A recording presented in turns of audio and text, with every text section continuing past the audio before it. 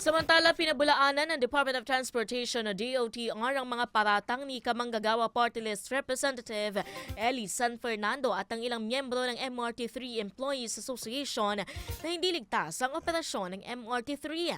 Sa isang video na inilabas sa San Fernando, iginiit ng mga empleyado ng MRT3 na hindi ligtas ang 4-car train na pinapatakbo dahil hindi pa kompleto ang training nito. Maliban dito, inireklamo ng train driver sa mas mahabang duty at kawalan ng mid-break ng mga nagpapatakbo ng mismong tren.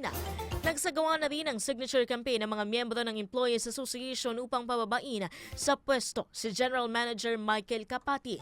Gayunpaman, pinapabawi umano ang kanilang pirma at pinabantaan na hindi sila bibigyan ng kontrata kung hindi susunod dito.